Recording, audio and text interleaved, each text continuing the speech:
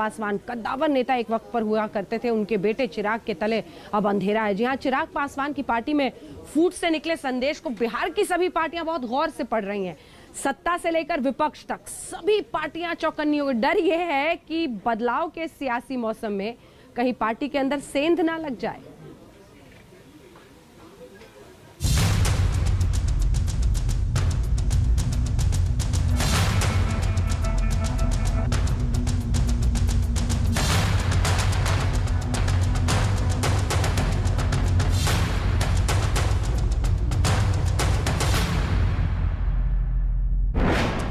बिहार की सियासत में क्या हो रहा है? कौन है मजबूर और कौन है मजबूत? जो तस्वीरें बिहार की राजनीति में आज की सुर्खियां बनी हुई हैं, उस तस्वीर के पीछे कई सियासी मायने हैं। याद करिए, बिहार चुनाव के नतीजों के बाद नीतीश कुमार का क्या हाल था। आज तक से बातचीत के दौरान जेडीयू के नेता केसी त्यागी ने बताया कि नीतीश कुमार मुख्यमंत्री नहीं बनना चाहते थे। वजह थी चुनाव में मिली कम सीटें। लेकिन बीजेपी के कहने पर नीतीश कुमार ने कमान संभाली। ये तब था जब चिराग पासवान को बीजेपी 2 दर्जन सीट पर लड़ने दे रही थी। नीतीश कुमार जी मुख्यमंत्री इस बार भी बनना नहीं चाहते थे। उन्होंने कहा हमारी संख्या कम है, इसलिए मॉरली मैं नहीं बनता। हमारी मित्र पार्टी भारतीय जनता पार्टी के नेताओं के आग्रह पर वो मुख्यमंत्री बने। इसको रिकॉर्ड पे ले जाइए। बिहार चुनाव के बाद कयास लगाए जा रहे थे कि एनडीए में बीजेपी बड़ी पार्टी है, बड़े भाई की भूमिका में है। सीएम की कुर्सी भले ही नीतीश कुमार के हाथों में थी, लेकिन सरकार में वजन बीजेपी को ज्यादा होगा। लेकिन नीतीश के कमान संभालने के बाद आज बिहार में उनको चुनौती देने वाला कोई नेता नजर नहीं आता। बीजेपी के प्रदेश अध्यक्ष संजय जायसवाल से लेकर बीजेपी कोटे से मंत्री बने नेताओं ने जब नीतीश पर सवाल उठाए, तो जेडीयू से पहले जवाब देने का मोर्चा जीतन राम मांझी ने संभाला। कुछ दिन पहले बीजेपी एमएलसी टुन्ना पांडे ने नीतीश पर हमला बोला तो पार्टी से बाहर का रास्ता दिखा दिया गया। सच बात, हमारे मुंह से भी एक बार की बात निकल गया कि मुख्य परिस्थितियों के ही मुख्यमंत्री हैं नीतीश कुमार। पिछले बार वो 2 नंबर की पार्टी थे और मुख्यमंत्री बन गए। इस बार 3 नंबर में ढेला गए और तभी भी मुख्यमंत्री बन गए। वो पिछले जन्म के तो भाग्यशाली हैं, वो परिस्थितियों के तो मुख्यमंत्री है ना जी। मुख्यमंत्री बनने लायक हैं, न चुनाव लड़े हैं, न चुनाव जीते हैं, और 3 नंबर की पार्टी है, फिर भी मुख्यमंत्री है। सब लोग उन्हीं को नेता मानता है। अब इससे बड़ा विडंबना और क्या होगा। बिहार में सियासी खिचड़ी पक रही है। कुछ दिन पहले जीतन राम मांझी, तो अब मुकेश साहनी को लेकर अटकलों का बाजार गर्म है।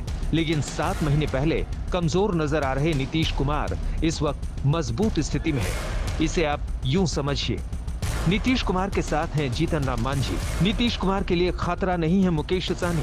विरोध कर रहे चिराग खुद हाशिए पर पहुंच गए। ज्यादा सीट के बाद भी बीजेपी छोटे भाई के रोल में है। ओवैसी की पार्टी के विधायक नीतीश के संपर्क में है। नीतीश कुमार के खिलाफ आरजेडी मुखर है। तेजस्वी यादव सदन से लेकर सड़क तक नीतीश सरकार की निंदा कर रहे हैं। तो सबको चिंता सता रही है, सब अपनी अपनी पार्टी बचा रहे हैं। तो बिहार में बगावत और अदावत की राजनीति चल रही है। तो इधर अब बात पश्चिम बंगाल की। 2 मई के पहले तो यहाँ पर जबरदस्त होड़ लगी हुई थी बीजेपी में शामिल होने की। लेकिन अब नतीजे आने के बाद हालत ये है कि घर वापसी का डर बीजेपी को सता रहा है। जी हाँ, टीएमसी से जो आए कहीं वापस न चले जाएं।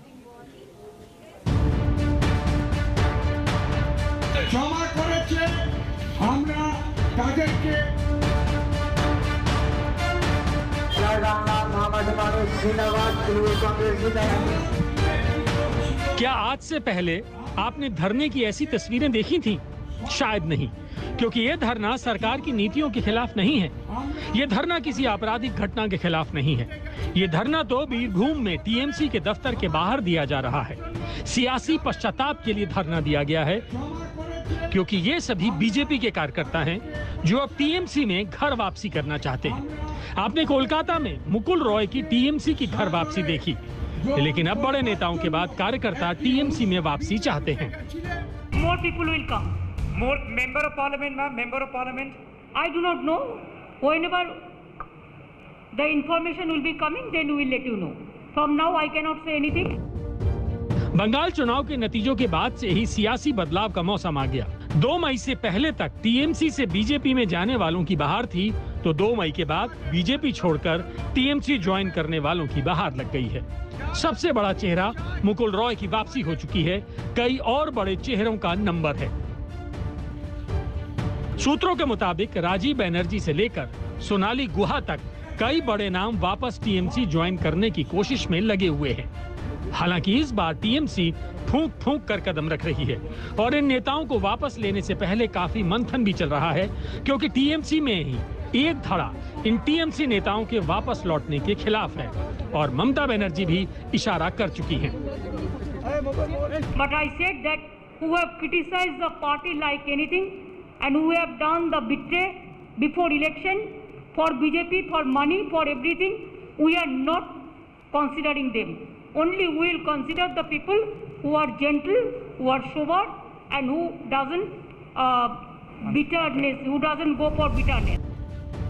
बीरभूम में इलम बाजार और लालपुर में करीब 250 कार्यकर्ताओं ने टीएमसी ज्वाइन कर ली।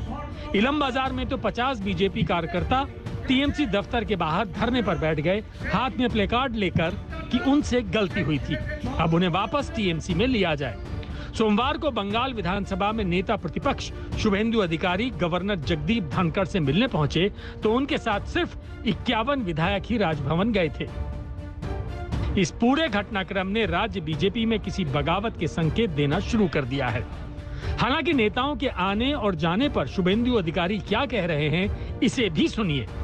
मुकुल रॉय के जाने से बहुत लोग चाह रहे हैं जाना, राजीव बनर्जी जैसे हैं, काफी लोग हैं। वो छोड़ दीजिए, सब विचारधारा का ऊपर वोट है और वोट मोदी जी को देखकर होता है। आज 50 लोग आए, ये भी सवाल उठ रहा है कि पूरी स्ट्रेंथ नहीं पूरे स्ट्रेंथ नहीं बुलाया, नहीं बुलाए तो क्या 2 दर्जन से ज्यादा विधायकों के गायब होने के पीछे खेला है? यानी मुकुल रॉय के जाने के बाद अब बीजेपी में बड़ी फूट हो सकती है। पश्चिम बंगाल की राजनीति में जो बदलाव का उल्टा ट्रेंड चल रहा है, उसमें बीजेपी के बड़े नेता से लेकर निचले स्तर के नेता अब टीएमसी में जाने के लिए एक कदम आगे बढ़ाए हुए हैं और एक नया ट्रेंड भी दिखाई दे रहा है, जहां बीजेपी के निचले स्तर के कार्यकर्ता सार्वजनिक तौर पर माफी मांगते हुए टीएमसी में दाखिल हो रहे हैं। इस पर बीजेपी का आरोप है और कहना है कि चुनाव बाद जो हिंसा हुई है, उसमें जो डर पैदा हुआ है, माहौल पैदा हुआ है, उसके वजह से ही बीजेपी कार्यकर्ता अब टीएमसी में वापस जा रहे हैं। कैमरामैन संतोष के साथ अनुपम मिश्र, आज तक, कोलकाता।